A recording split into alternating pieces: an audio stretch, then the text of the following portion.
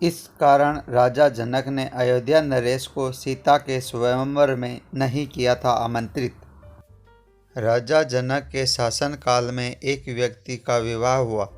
जब वह पहली बार सज संवर कर ससुराल के लिए चला तो रास्ते में चलते चलते एक जगह उसको दलदल मिला, जिसमें एक गाय फंसी हुई थी जो लगभग मरने के कगार पर थी। उसने विचार किया कि गाय को कुछ देर में मरने वाली ही है तथा कीचड़ में जाने पर मेरे कपड़े और जूते खराब हो जाएंगे। अतः उसने गाय के ऊपर पैर रखकर आगे बढ़ गया। जैसे ही वह आगे बढ़ा, गाय ने तुरंत दम तोड़ दिया तथा श्राप दिया कि जिसके लिए तू जा रहा है उसे देख नहीं पाएगा।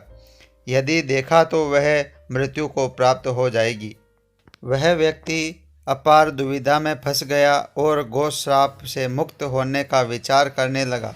ससुराल पहुंचकर वह दरवाजे के बाहर घर की ओर पीठ करके बैठ गया और यह विचार करने लगा कि यदि पत्नी नज़र पड़ी तो अनिष्ट नहीं हो जाए। परिवार के अन्य सदस्यों ने उसको घर के अंदर चलने का काफ़ी अनुरोध किया, किंतु वह नहीं गया और न ही रास्ते में घटित घटना के बारे में किसी को बताया। उसकी पत्नी को जब पता चला तो उसने कहा कि चलो मैं ही चलकर उन्हें घर के अंदर लाती हूँ। पत्नी ने जब सबसे कहा कि आप मेरी ओर देखते क्यों नहीं, तो वह भी चुप रहा। काफ़ी अनुरोध करने के उपरांत उसने रास्ते का सारा वृतांत कहा सुनाया। पत्नी ने कहा कि मैं भी पवित्रता स्त्री हूँ, ऐसा कैसे हो सकता है? आप मेरी ओर अवश्य देखो। पत्नी की ओर देखते ही उसकी आंखों की रोशनी चली गई और वह गाय के श्रापवश पत्नी को नहीं देख सका। पत्नी पति को साथ लेकर राजा जनक के दरबार गई और सारा कह सुनाया। राजा जनक ने राज्य के सभी विद्वानों को सभा में बुलाकर समस्या बताई और गोश्राप से निवृत्ति का सटीक उपाय पूछा। सभी विद्वानों ने आपस में मंत्रणा करके एक उपाय सुझाया कि यदि कोई पवित्रता स्त्री छलनी में गंगा जल लाकर उस जल के छींटे इस व्यक्ति की दोनों आँखों पर लगाए तो गोश्राप से मुक्ति मिल जाएगी और इनकी आँखों की रोशनी पुनः लौट सकती है।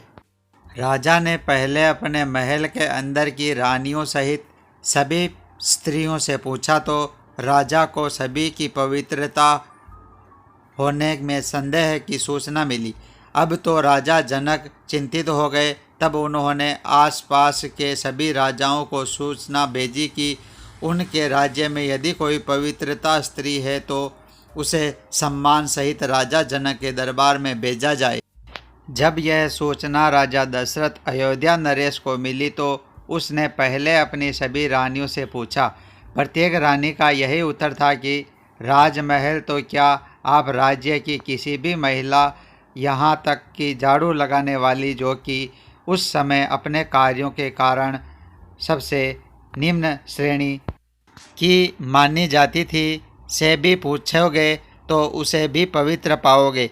राजा दशरथ को इस समय अपने राज्य की महिलाओं पर आश्चर्य हुआ और उसने राज्य की सबसे निम्न मानी जाने वाली सफाई वाली को बुलावा भेजा और उसके पवित्रता होने के बारे में पूछा। उस महिला ने स्वीकृति में गर्दन हिला दी।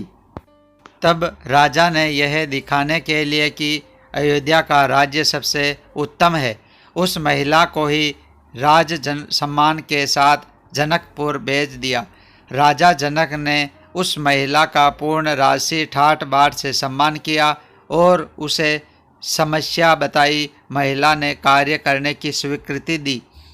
महिला छलनी लेकर गंगा किनारे गई और प्रार्थना की, हे माता गंगा, यदि मैं पूर्ण पवित्रता हूँ तो गंगा जल की एक बूंद भी नीचे नहीं गिरनी चाहिए। प्रार्थना करके उसने गंगा जल को छलनी में पूरा भर लिया और पाया कि जल की एक बूंद भी नीचे नहीं गिरी। तब उसने यह सोचकर कि यह पवित्र गंगा जल कहीं रास्ते में छलकर नीचे की नहीं गिर जाए, उसने थोड़ा सा गंगा जल नदी में ही गिरा दिया और पानी से भरी छलनी को लेकर राज दरबार में चली आई। राजा और दरबार में उपस्थित सभी नर नारी यह दृश्य देख आश्चर्यचकित रह गए।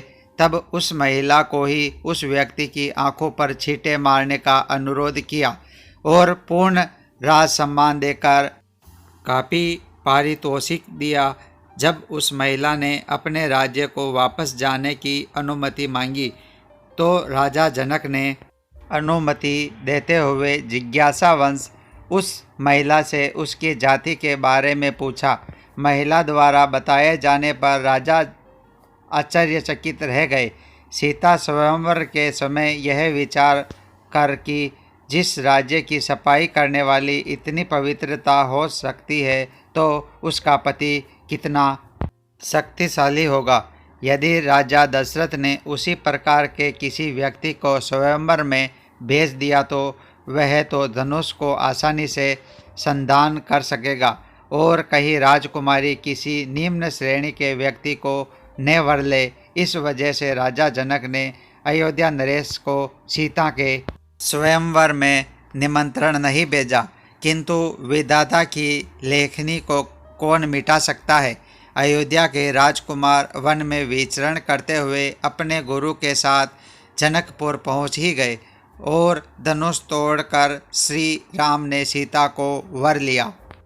दोस्तों, वीडियो कैसा लगा कमेंट बॉक्स में ज़रूर बताएं। वीडियो अच्छा लगा तो हमारे चैनल को लाइक व सब्सक्राइब करें। आपका धन्यवाद।